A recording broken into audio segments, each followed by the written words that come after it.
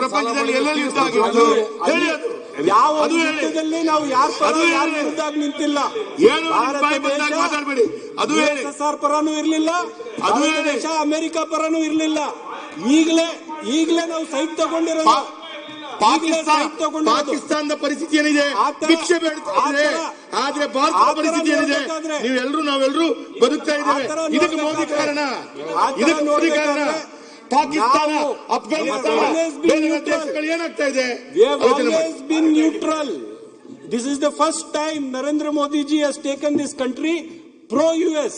We have always been neutral. We have never been with USSR or we have never been with USA. Ours is a morally right country. We never supported any war. Nor we supported any aggression on any other country. We have always been neutral. Iran has also been our old friend. Culturally, it is India's friend. Financially, it has been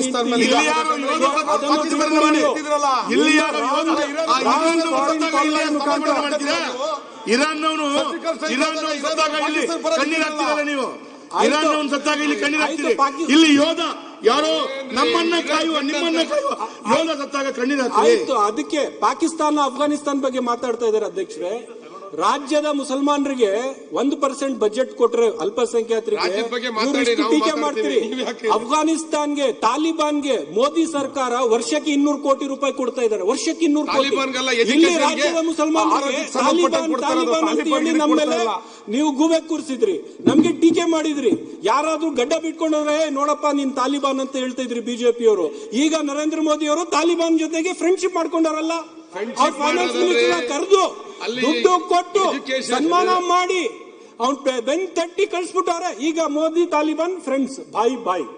ಇಲ್ಲಿ ನಮ್ಗೆ ಬೀದಿಯಲ್ಲಿ ಯಾರಾದ್ರು ಗಡ್ಡ ಬಿಟ್ರೆ ನೀನ್ ತಾಲಿಬಾನ್ ಅಂತ ನಮ್ಗೆ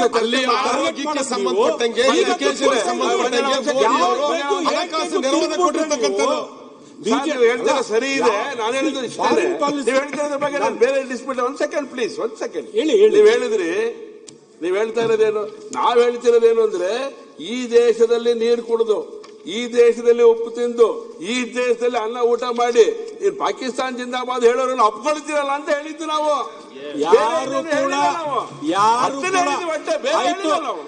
ಆಯ್ತು, ISI ಏಜೆಂಟ್ಸ್ ಆಗಿ ಭಾರತ ದೇಶದಲ್ಲಿ ಎಷ್ಟು ಜನ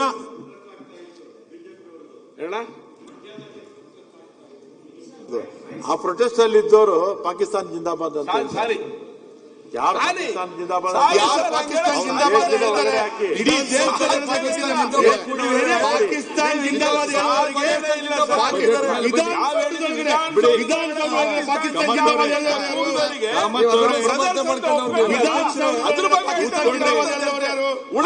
ಚರ್ಚೆ ಅಲ್ಲ ನಮ್ದು. ಮಾನ್ಯ ಅಧ್ಯಕ್ಷರೇ, ರಿಜ್ವಾನ್ ಅವರೇ, 2 ನಿಮಿಷ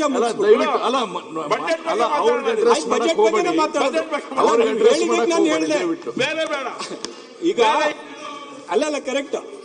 ಮಾನ್ಯ ಅಧ್ಯಕ್ಷರೇ, ಬಜೆಟ್ ಬಗ್ಗೆನೆ. ಬಟ್ ಒನ್ ಕ್ಲಾರಿಫಿಕೇಶನ್ ಏನು, ISI ನ ಏಜೆಂಟ್ಸು ಭಾರತ ದೇಶದಲ್ಲಿ ಸ್ವತಂತ್ರದಿಂದ ಈವರೆಗೂ ಎಷ್ಟು ಜನನ ಹಿಡಿದವರಲ್ಲ.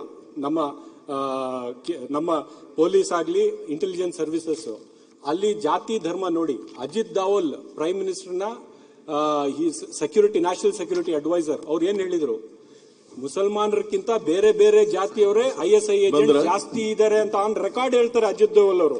ನಾನು ಕೊನೆಗೆ ಇಷ್ಟೇ ಹೇಳ್ತೀನಿ ಮಾನ್ಯ ಅಧ್ಯಕ್ಷರೇ, ಈ ಬಾರಿನ ಬಜೆಟ್ ಸಿದ್ದರಾಮಯ್ಯನವರು ಬಹಳ ಒಳ್ಳೆ ರೀತಿಯಲ್ಲಿ ಕ್ಯಾಪಿಟಲ್ ಎಕ್ಸ್ಪೆಂಡಿಚರ್ ಅನ್ನು, ಅಸೆಟ್ ಕ್ರಿಯೇಷನ್ ಅನ್ನು ಗಮನದಲ್ಲಿ ಇಟ್ಕೊಂಡು ನಮ್ಮ ಗ್ಯಾರಂಟಿ ಸ್ಕೀಮ್ಸ್ ಅನ್ನು ಯಾವುದೇ ರೀತಿಯ ಕಡಿತವನ್ನು ಗೊಳಿಸದೆ ನಮ್ಮ ಸಮಾಜ ಕಲ್ಯಾಣದ ಎಲ್ಲ ಸ್ಕೀಮ್ಗಳನ್ನು ಕೈಗೆ ತಕೊಂಡು ಮತ್ತೆ ಯಾವುದೇ ರೀತಿಯ ಫಿಸಿಕಲ್ ರೆಸ್ಪಾನ್ಸಿಬಿಲಿಟಿ ಆಕ್ಟ್ ಅನ್ನು ಉಲ್ಲಂಘನೆ ಮಾಡದೆ ಬಹುಶಃ ಸಿದ್ದರಾಮಯ್ಯನವರು ಇವತ್ತು ಕೊಟ್ಟಿರ್ತಕ್ಕಂಥ ಬಜೆಟ್ ಇದೆಯಲ್ಲ ಮಾನ್ಯ ಅಧ್ಯಕ್ಷರೇ,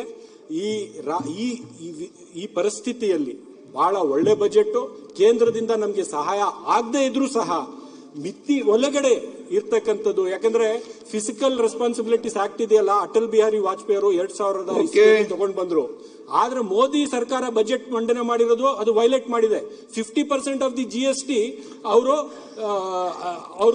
50% of the GST is they have violated the Fiscal Responsibilities Act. 5.5% of the fiscal deficit they have created, which should have been under 3%.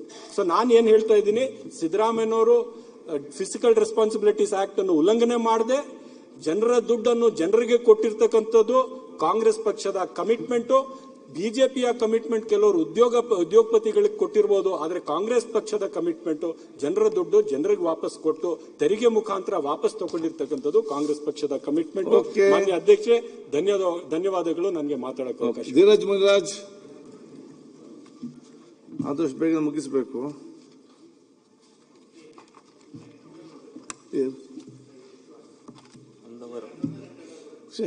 ಮಾನ್ಯ ಒಂದವರು ಬೇಗ ಬೇಗ ವಿದಿನ್ 20 minutes ಫಿನಿಶ್. ಒಂದವರು ಮಾತಾಡ್ತಾರೆ ಅಷ್ಟೇ. ಮಾನ್ಯ ಸಭಾಧ್ಯಕ್ಷರೇ, 2026-27ನೇ ಆಯವ್ಯಯವನ್ನ ಗೌರವಾನ್ವಿತ ನಾಡಿನ ಮುಖ್ಯಮಂತ್ರಿಗಳು ಸನ್ಮಾನ್ಯ ಸಿದ್ದರಾಮಯ್ಯ ಸಾಹೇಬರು ಮಂಡಿಸಿರುವಂತದ್ದು.